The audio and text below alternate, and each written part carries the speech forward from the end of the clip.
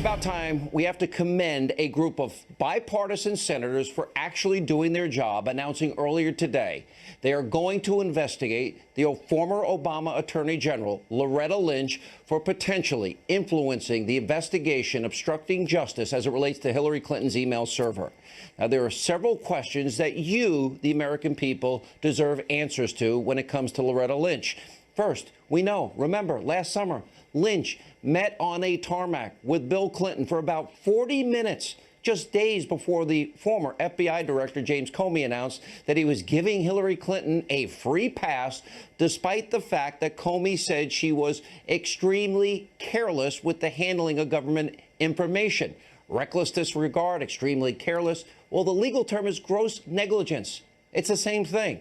And by the way, number two, James Comey revealed while testifying before Congress, Loretta Lynch very well may have obstructed justice by telling him to call the investigation into Hillary Clinton a matter, which was Hillary Clinton's own campaign way of referring to the investigation. Lynch needs now to be put under oath. She has a lot of explaining to do to you, the American people. And we also know this. Now, by the way, if you need to know if Lynch was acting on her own, we need to know if she was given instructions from others in the Obama administration. This is a massive story. Jay Sekulow will be here tonight with reaction. We promise you we will follow this story closely. And don't forget Sarah Carter's report and John Solomon's report that they said Comey confronted her, Loretta Lynch, with information that maybe she had already decided never to bring an indictment against Hillary, regardless of what the evidence was able to show. Also tonight, story two, very important. Hollywood's deep, visceral hatred towards President Trump continues now to be on full display. The viciousness and disturbing threats coming from the leftists knows no bounds. Actor Johnny Depp is the only latest to make threatening comments about the president, with this disgusting comment about assassinating the president of the United States of America. Take a look. When was the last time an actor assassinated a president?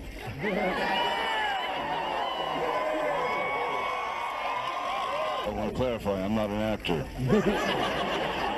I lie for a living. However, it's been a while, and maybe it's time. Now, after facing intense backlash, Depp, well, he issued a half-ass apology, telling People magazine, quote, "Well, I apologize for the bad joke I attempted last night in poor taste about President Trump. It did not come out as I intended, and I intended no malice." Really? Assassination, no malice at all? Now, I was only trying to amuse, he said, not harm anyone. All right, the Secret Service is now saying it is aware of Depp's disturbing comments, but is declining to mention if, in fact, there will be an investigation into Johnny Depp. You know what? Enough is enough with this crap, this nonsense. The left's viciousness is now completely and totally and utterly out of control.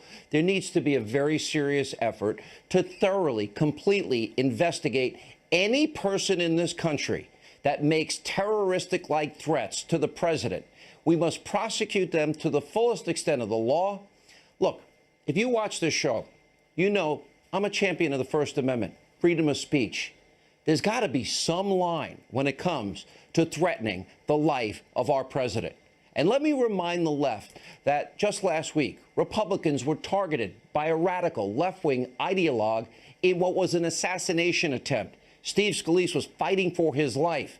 And as I said then, we can only hold the person who commits crimes responsible for their actions, but we shouldn't be encouraging what is political violence. And by the way, Johnny Depp, he should stop attacking the president, maybe focus on his own problems, since he has more than, what, enough to go around?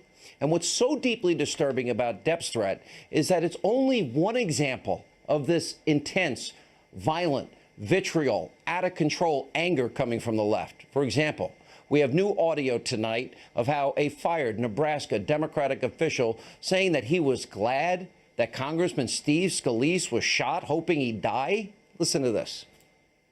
No, this like his whole job is like to get people, convince Republicans to kick people off health care. Okay. We know all of this. I hate this. I'm glad he got shot. We've laid in I'm glad he got shot. Dude. I'm not going to say that in public. You don't.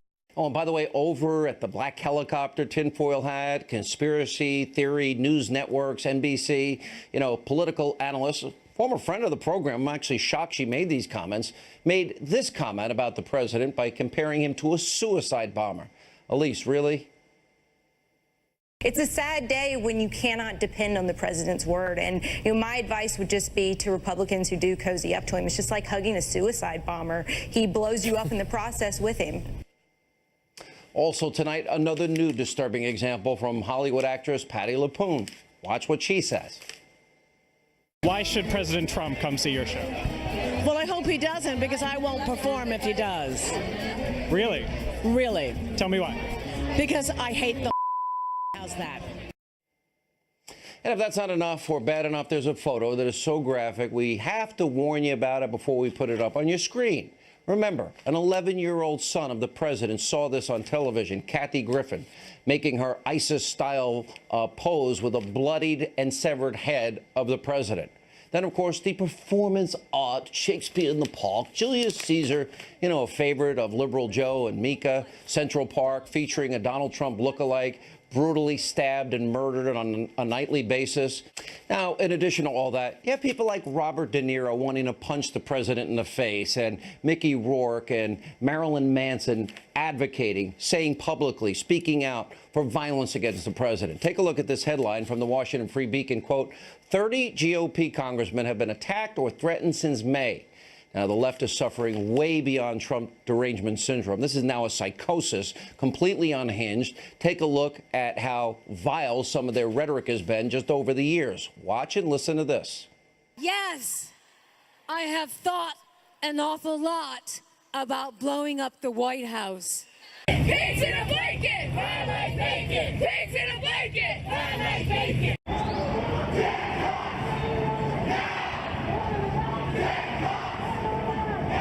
I'll put Mr. Burgess up against Sean Hannity. He'll tear him up. I want you to talk to them whether they're independent or whether they are Republican. I want you to argue with them and get in their face.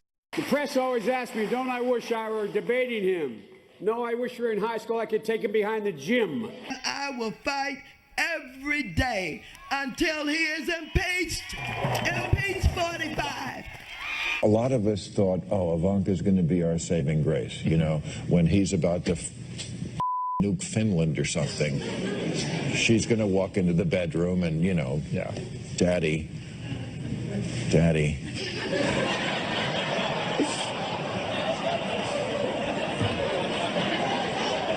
Don't do it, Daddy. It is a weird tension. I think it's a dangerous time for the First Amendment and for the free press in this country. And at the same time, we're oddly influential with the guy who wants to kill us. How dare he say that with a crowd? How dare he say the things he does? Of course I want to punch him in the face. Right.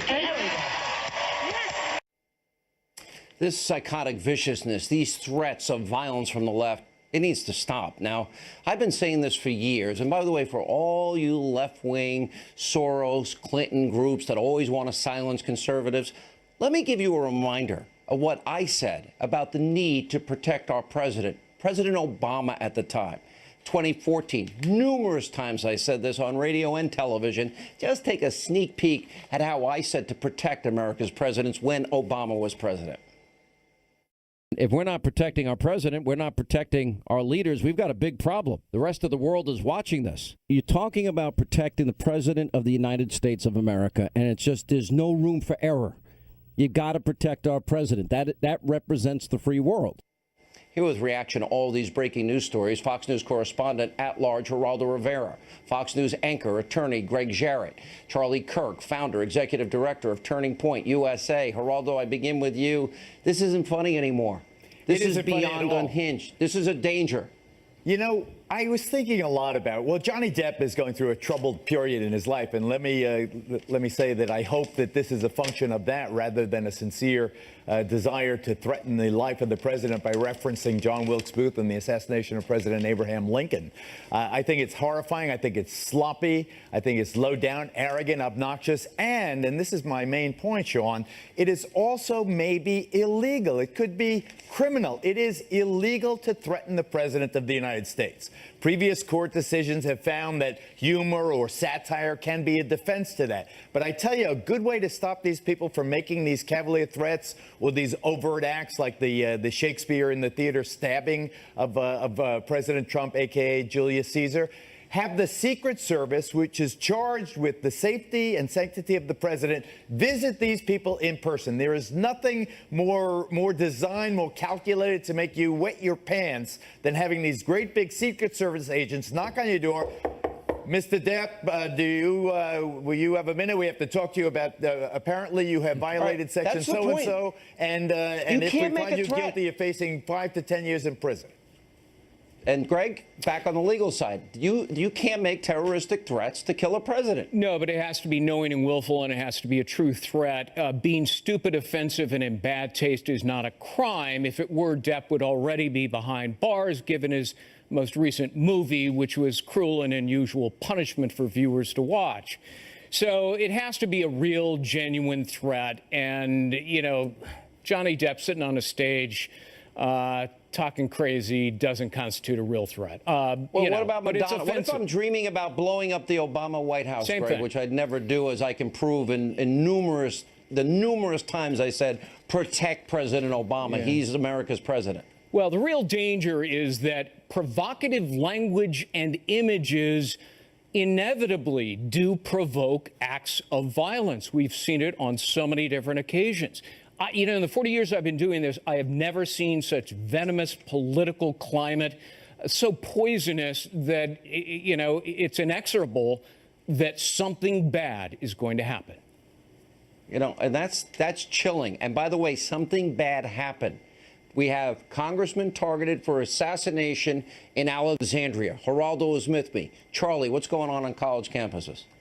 You know, it's completely out of control. And on that day when Congressman Scalise was shot, you know, I thought back, I said, you know, I think our organization profiled some professors that actually have been calling for the public death and execution of GOP congressmen. Very well, we dug it up. One example is John Griffin, who's a professor out in Washington, who said GOP congressmen should be lined up and shot. This is not a hyperbole. He posted on his Facebook page. And this is a pattern. This is the new normal. And look, Sean, your monologue hit it right on the mark. They actually don't want him politically dead. They want him dead.